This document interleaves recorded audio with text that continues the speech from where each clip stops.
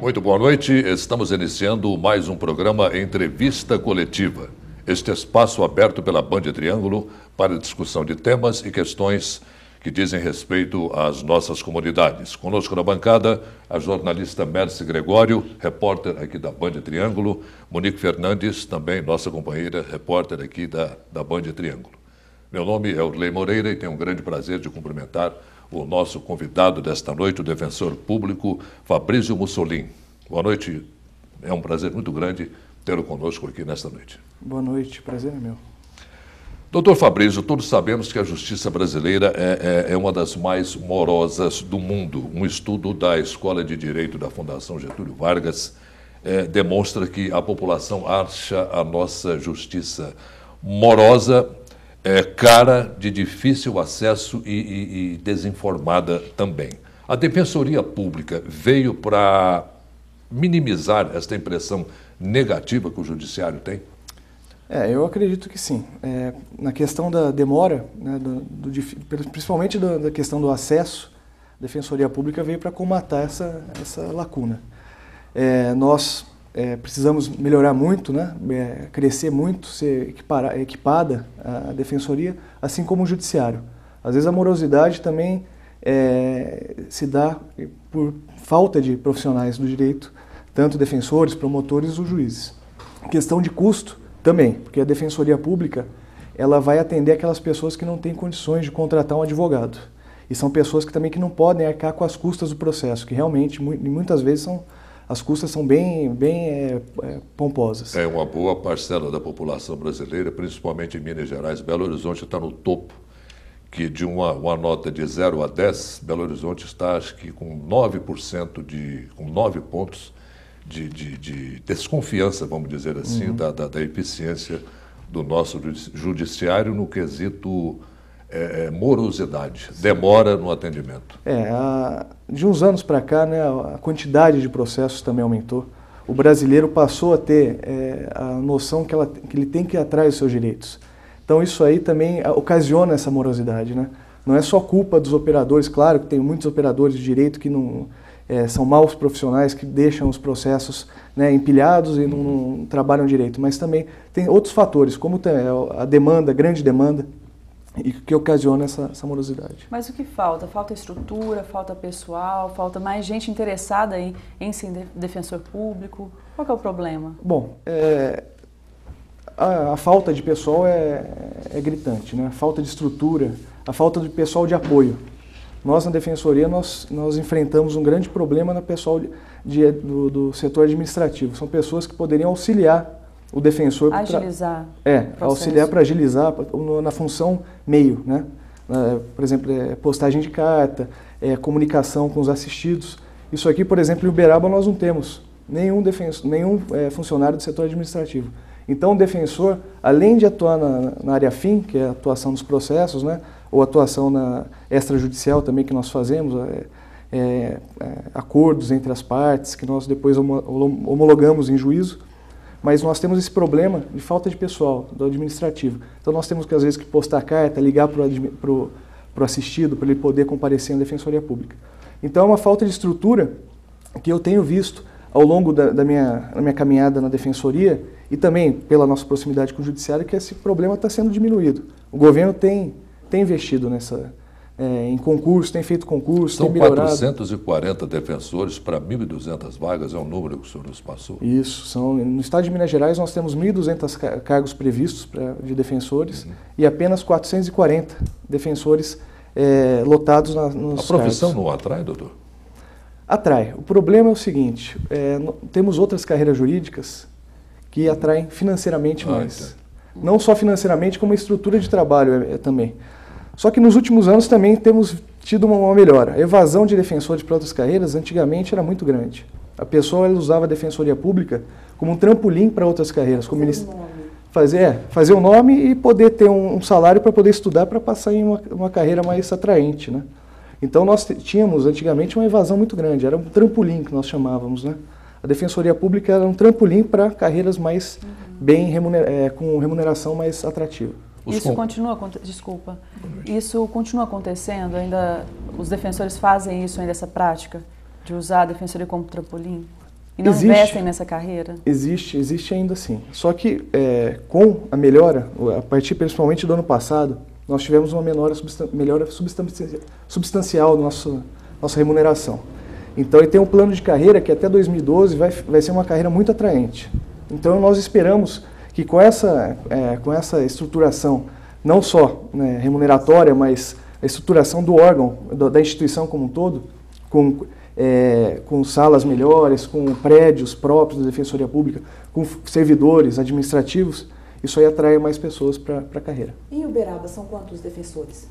Atualmente nós temos 12 defensores atuantes. Né? É o ideal? Não, infelizmente está longe do ideal. Aqui também nós até não refletimos igualmente o déficit do Estado. Né? Seria metade dos defensores necessários. Nós temos a metade dos defensores necessários para ter uma atuação abrangente na Defensoria. Quem pode se utilizar da Defensoria Pública, doutor?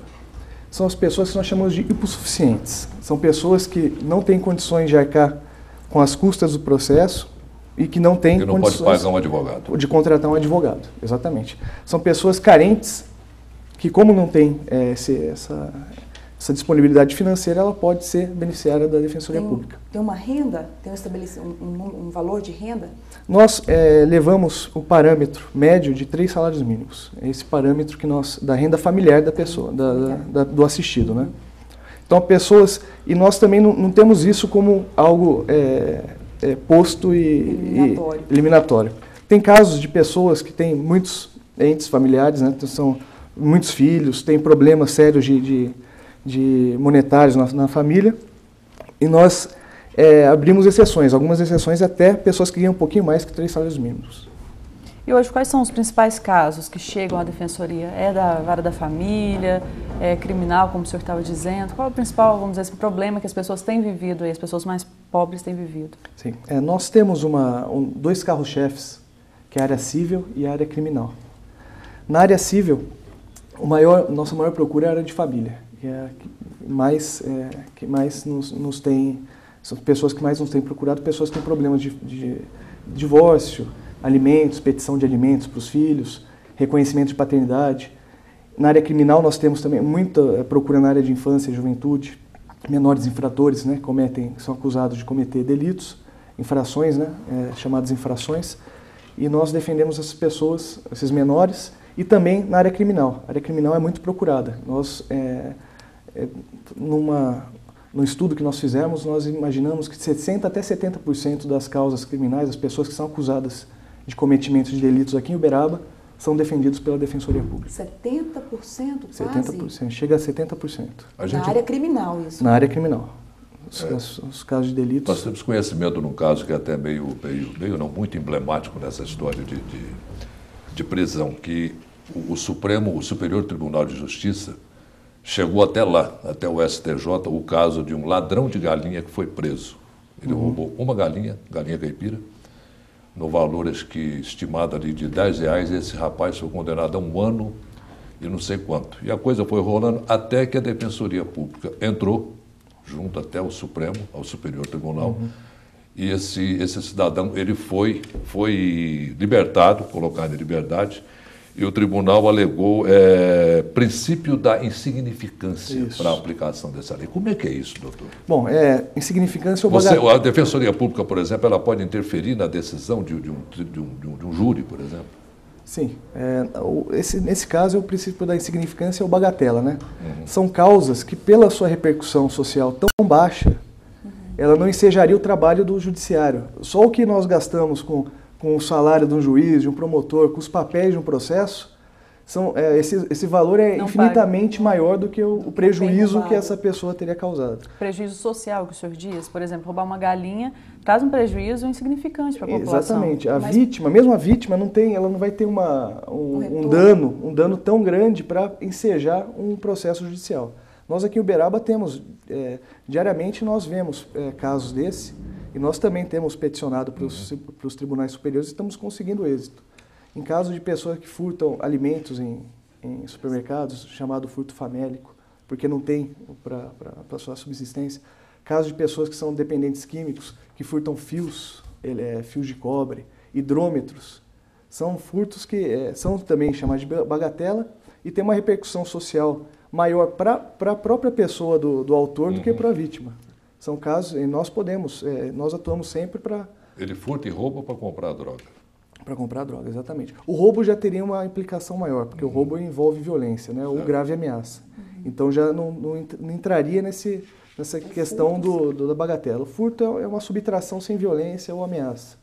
Por isso que pode ser reconhecido e o delito não existe. Ele passa a não existir e a pessoa é absolvida naquele momento. E o Orley falou em relação à droga agora, né? Eu queria puxar para esse assunto. Tem todos os crimes têm sempre alguma ligação com o tráfico de drogas, com o uso de drogas? Esse é um problema grave social hoje que a gente vive? Sim, não só em Uberaba, como no Brasil inteiro. Não que todo crime tem relação com droga, né? Nós temos muito crimes contra a vida que tem questões passionais, né? Questões de problemas até entre o marido e a mulher. Mas grande parte dos delitos cometidos em Uberaba, e não só em Uberaba como no Brasil, tem alguma ligação com droga. Se não for o tráfico, é a dependência química que leva a pessoa a cometer esses pequenos delitos. E a pessoa cometendo os pequenos delitos, se não for reconhecida a bagatela, ela vai sendo condenada. E a soma desses delitos pode virar uma grande pena, né? A pessoa pode ficar presa por muitos anos por práticas de delitos até simples, né? E sem contar também o tráfico de droga, que é um dos piores, um dos mais graves delitos que nós temos no nosso ordenamento. Então, a droga ela está presente desde delitos graves, né, que é o tráfico, como também tem repercussão nesses delitos de pequena monta. Que chegam na defensoria porque entra nessa faixa salarial, né? Nesse perfil. Sim, sim. Principalmente os dependentes, até pequenos traficantes. Nós temos defendido muito pequenos traficantes, que são aquelas pessoas que muitas vezes vendem para poder consumir a droga. São os chamados aviãozinhos, né, que no jargão popular são conhecidos como vapor, que são as pessoas, os meninos, até menores de idade, que vendem e distribuem a droga para o grande traficante. Nesse caso, a Defensoria tem atuado, por quê? Porque são pessoas que têm uma condição social menos favorável. Exatamente. Doutor Fabrício, a OAB de Uberlândia vai desenvolver uma campanha a partir da semana que vem, segundo a qual o cidadão não deve procurar a justiça gratuita se não estiver acompanhado de um advogado. Porque, segundo o presidente da OAB, o doutor Aguimar, ele disse que a justiça nossa não tem estrutura suficiente para atender esse carente, vamos dizer assim. O que o senhor acha dessa coisa? A nossa lei ela dá oportunidade, em alguns casos determinados, principalmente casos patrimoniais de pequeno valor, que são julgados até por tribunais separados, são os juizados especiais, cíveis e criminais. A lei ela dá a oportunidade da pessoa ir direto à justiça sem a necessidade de estar acompanhado por um advogado. Eu acredito que essa medida ela visa o quê? Visa reconhecimento do valor do advogado, que é certo, eu não tiro a razão dele.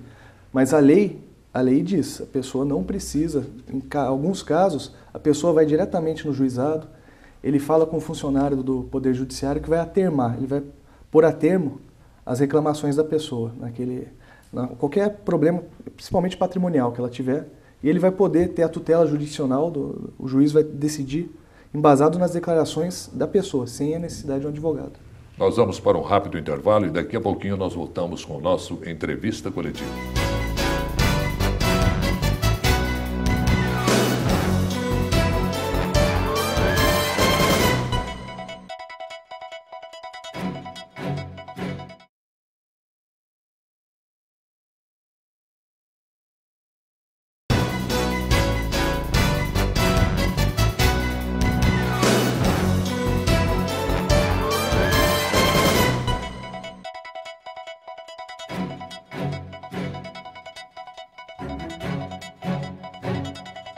Estamos de volta com a entrevista coletiva quando conversamos com o defensor público, o Dr. Fabrício Mussolini.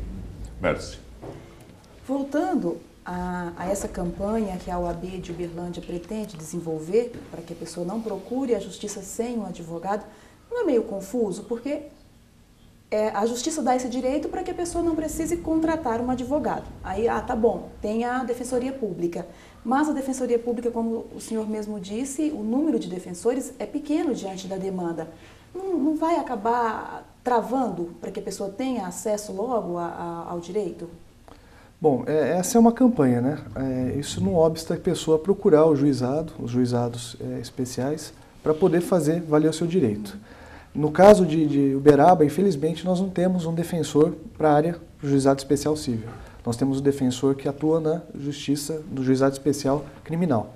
Então, infelizmente, nós não temos esse defensor, mas por quê? Porque procuramos priorizar outras áreas mais importantes, né? Que envolve até a própria vida, que é o caso dos alimentos, na área de família.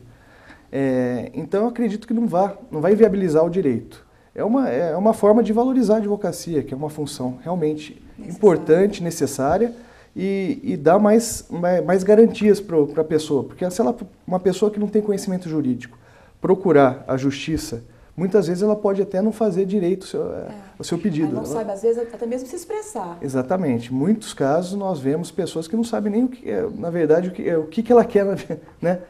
Onde ela quer chegar com aquela demanda daquela pessoa. Então é necessário, eu acho interessante, eu acho importante. Mas também acho importante que tenha um defensor público atuando em todas as áreas, né? Isso aí é o nosso alvo é esse, ter defensor, todos os cargos, 1.200 cargos providos para quê? Para que lacunas como essas não ocorram. Doutor Fabrício, a Constituição nossa diz que a saúde é direito de todos e dever do Estado. A falta de dinheiro muitas vezes leva a pessoa que necessita de um remédio mais caro para doenças mais graves, como câncer, problemas cardíacos, diabetes, etc., a procurar a justiça para ter acesso a esses medicamentos. Qual que é o papel da Defensoria Pública destes casos? Que a pessoa precisa do dinheiro, precisa do medicamento e não tem dinheiro para comprar. São os chamados remédios de alto custo, né? São remédios realmente muito caros. Até pessoas que têm um bom padrão, né, poder aquisitivo, às vezes não conseguem, né? Elas entram através de advogados até para conseguir esse inclusive remédio. Para cirurgias também. Cirurgias, tratamentos, colocação de stents em caso de cardiopatas. A Defensoria Pública tem sido muito procurada. Nós atendemos uma média de 7 até uns 10 casos por semana de petição de remédios de alto valor. A pessoa nos procura com a receituário médico, os documentos necessários, os exames médicos, e nós fazemos a petição. Nós temos priorizado muito, nós temos investido muito nessa atuação, que para nós é de grande valia. E qual o resultado? É positivo? O resultado é positivo. Na grande parte dos casos é positivo. Só não é positivo, não é o que nós pedimos, muitas vezes, porque o Estado, às vezes, apresenta um remédio similar, de menor valor, e até custeia esse remédio. Então, o que nós temos de não ter nossos pedidos integralmente deferidos, porque os remédios, às vezes, tem remédios que são similares. Tem uma outra opção, né? Tem outras opções. Mas a população tem conseguido, esse benefício, vamos dizer assim, que é direito, né? Eles são sensíveis a essa causa, né? Porque envolve saúde, envolve até perigo de perecimento da vida. Então, os juízes têm deferido esses nossos pleitos. O governo não faz questão nenhuma de divulgar esse benefício que a população mais carente tem direito. A Defensoria Pública não poderia fazer uma divulgação desse direito que o cidadão carente tem?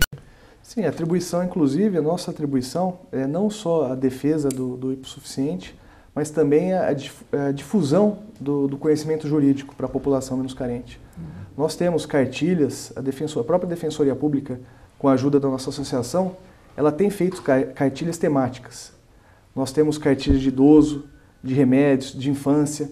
São cartilhas, são cadernos, né, com explicações de acesso à população mais carente, que nós distribuímos para a população. Nós não temos, né, nós até vemos com bons olhos esse convite aqui da Band, porque é uma forma de difusão, acho que a maior forma de difusão do nosso serviço é através da mídia, porque a mídia tem um alcance espetacular. É que uma boa parte da população não sabe dessa facilidade, desse direito que ela tem, né? Vamos dizer assim. Muitas pessoas não têm acesso, né? Não têm conhecimento, como o senhor disse mesmo.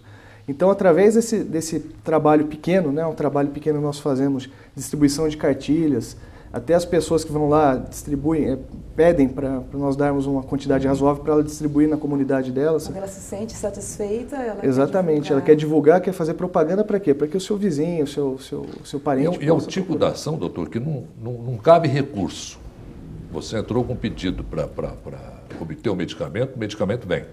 Não tem aquela do governo, falar o governo, Centro Regional de Saúde, sei lá, o órgão responsável, dizer que não pode, não tem, não sei o quê. Não existe isso. Geralmente há contestação porque é necessário haver uma contestação para o processo fluir. Mas muitas vezes a decisão, na maior parte, quase totalidade das decisões são favoráveis à pessoa que necessita daquele remédio. Somente num caso, por exemplo, de fraude, a pessoa fala que tem uma moléstia para conseguir esse remédio. Para depois vender. Para depois vender. Pode ser que ocorra, né? A gente está sujeito a tudo. Aí pode ser que seja indeferido esse pedido.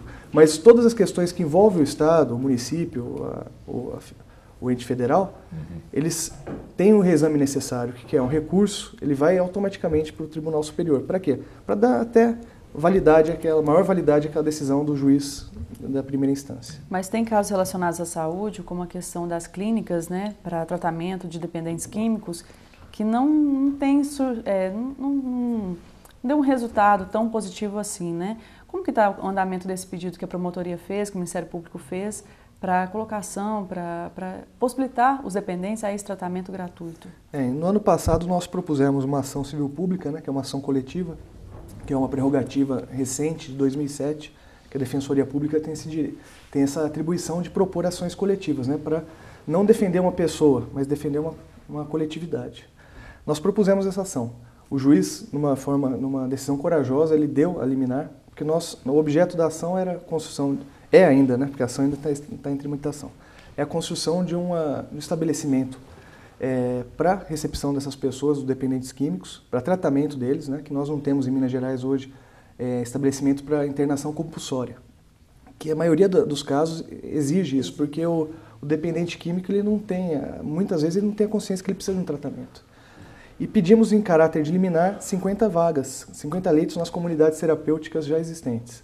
Foi deferida essa liminar, porém ela foi suspensa pelo tribunal, porque ele preferiu ouvir primeiro o município e o Estado para poder ver se vai dar essa tutela. Então nós estamos aguardando o julgamento agora pelo tribunal dessa suspensão dessa liminar, né, para ver se nós vamos obter êxito.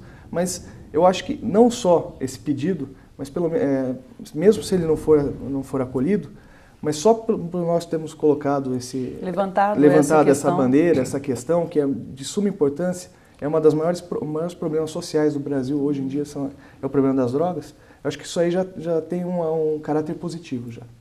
Doutor Fabrício, já é comum a invasão de terrenos urbanos por famílias de sem teto, oriundas da zona rural e de cidades vizinhas menores. No Senado já corre um projeto do senador Demóstenes Torres prevendo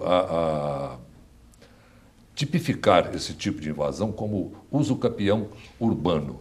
A Defensoria Pública sempre tem atuado junto a estes casos de invasão de áreas urbanas. O que o senhor acha dessa tipificação de invasão como uso capião urbano? Sim, não fere o direito do proprietário legal?